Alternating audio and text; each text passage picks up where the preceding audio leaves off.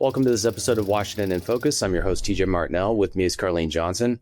Even though the Department of Housing and Urban Development has temporarily withdrawn its recently announced policy changes that threaten deep cuts to housing first programs, the founder of a Seattle nonprofit is confident the changes are coming and says there's no need to wait for federal action to occur before the city of Seattle can change its approach. Carlene, tell us about this organization, what they're saying. Yeah, you and I have spoken before in length about Andrea Suarez, founder of We Heart Seattle, organization that started more than 5 years ago. Basically just she and a group of friends at the time decided they wanted to clean up parks in the city of Seattle. It was fall of 2020, COVID, and we had our parks overrun with homeless encampments, drug-infested homeless encampments. And they decided they were going to start going in. And after people had been moved out by the city from one camp to the next, they would move in and actually clean up the camp, clean up all the paraphernalia left behind. And basically her whole motto is that, under the trash, they found the truth. And she started to uncover the fact that, these were people that were, not a single mother with her 2 kids that were forced out of their apartment because of, rents that are too high. It was primarily folks that ended up on the streets because of drug addiction and or mental illness. And these folks, needed a way out. So her organization's whole approach has been treatment first, not housing first. We'll get you a place to stay, but we're going to get you into a place for treatment. You're going to get clean and sober.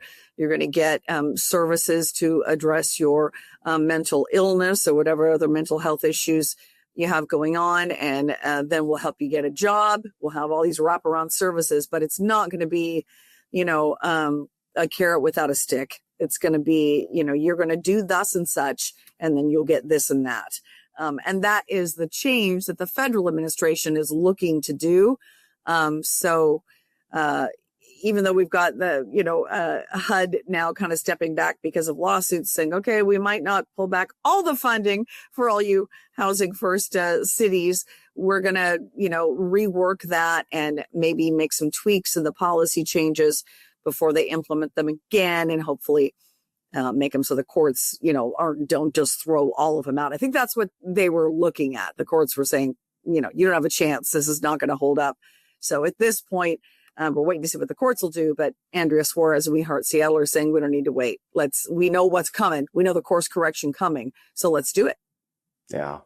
Yeah. It's just been, it's been interesting how homelessness has been such a chronic problem in Washington state for, I think, a decade now.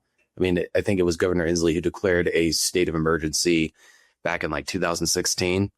And yet the problem hasn't gotten any better. There's been a lot of spending. They've built new centers. They've been doing all this stuff. And it really begs the question of what incentive, who has an incentive for this problem to not go away?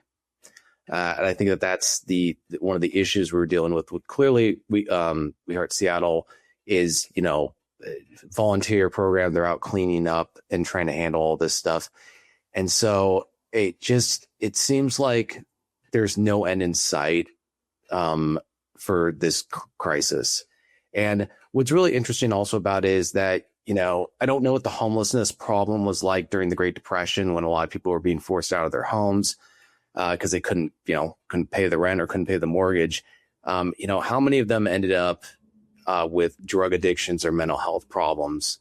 So it seems like, they talk about the lack of housing. Well, a lack of housing doesn't cause someone to turn to drugs and drugs. And yeah, no, you're right. Which is funny. There's this Christmas film called It Happened on Fifth Avenue where a bunch of returning GIs can't find any housing in New York City. So they end up, they resort to a very interesting thing as a way to deal with it. But drugs and alcohol is not their way of addressing the issue.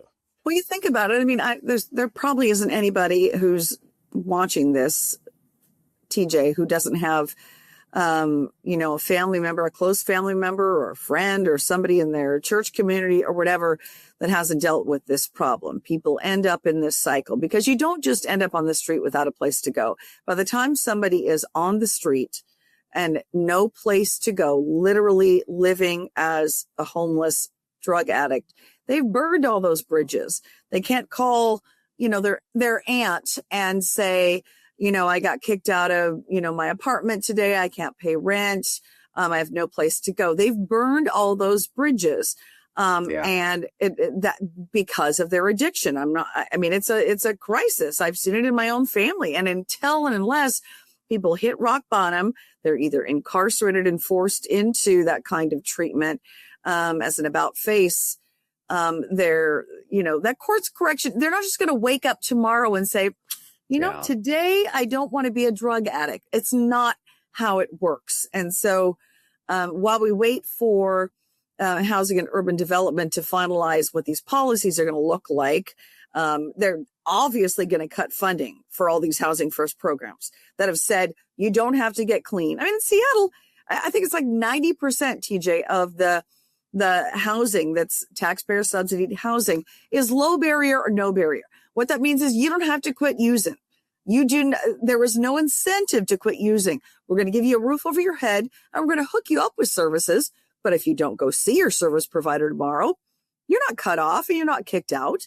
So that's what HUD's going to change from the federal level and say, we're going to make sure that you are doing something to better yourself. You're going to get into treatment and recovery. We're going to give you the wraparound services, the job training if you need it, if you never had a trade skill. We're going to get you down that path.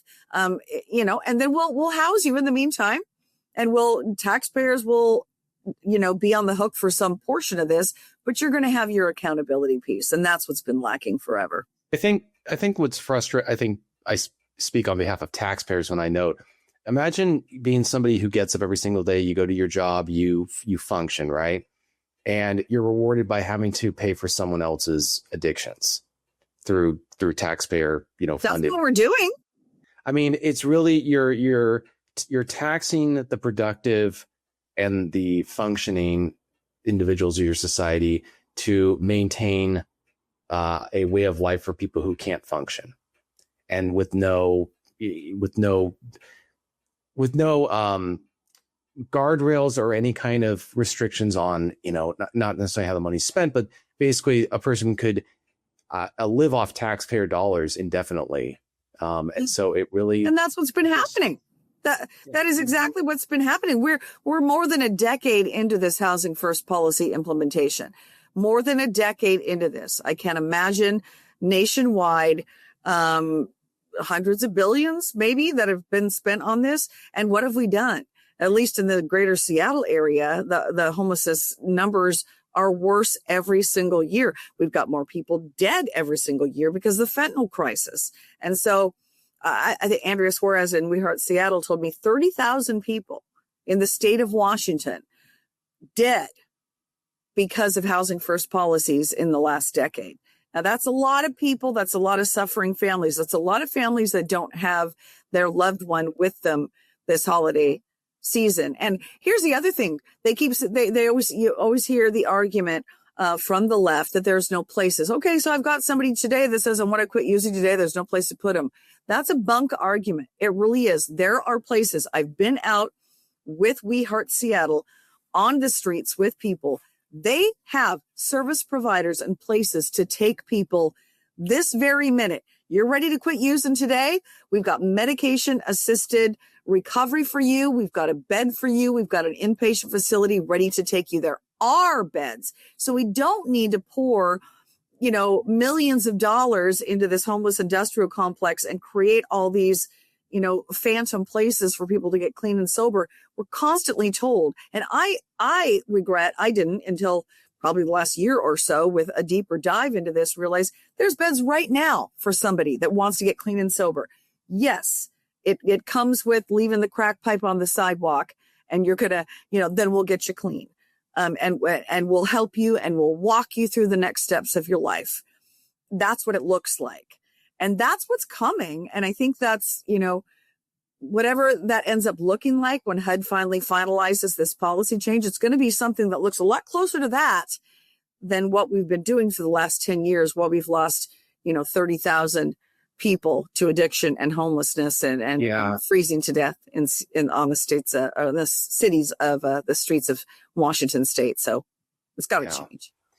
Yeah, I think this is kind of on a side note, but it's really something that should be emphasized with any discussion about federal tax dollars is the country's $38 trillion in debt. And it doesn't matter if the spigot's going to get turned off, the water's going to stop flowing at some point. And so what happens then with all these programs? And also, I think we're eventually going to have a day of reckoning where things are not, spending that's not sustainable is going to end. And so the question is going to be, then we're going to see to what extent the spending itself has contributed to the problem, if at all. 100%. And I will just say, groups like We Heart Seattle, Salvation Army, some of these other groups that actually have been keeping metrics of every person they've gotten off the streets. It doesn't end up back on the streets. It doesn't end up back into addiction. People whose lives have literally been turned around. They've kept those metrics. And those are the groups now that the federal administration is going to say, okay, we'll partner with you then. You're still going to get, a handout for what you're doing because it's working. If you don't have a model that has proven success and you've just been part of the homeless industrial complex and you have no metrics to show that you've actually saved lives, they're going to get cut off, or their funding is going to be severely limited, and then they'll die off because they operate completely off of federal and state subsidies. So that's what's coming. And probably in a matter of weeks. It's not months away, I would think. And so I think Andrea's with We Heart Seattle, her whole message is, let's not wait. Mayor-elect Katie Wilson, City of Seattle, let's not wait. Let's embrace these programs now that are working, and let's show the federal administration that we can lead the way instead of just be a magnet for all the homeless people to come here, because we've just opened the doors and had no expectations for anybody to turn their life around. It's coming. The big change is coming. Well, when the change comes, we'll, of course, be there to report on it. So thanks, Carlene. Listeners can keep up with this story and others at thecentersquare.com. This is your host, TJ Martinell, and thanks for listening to this episode of Washington in Focus.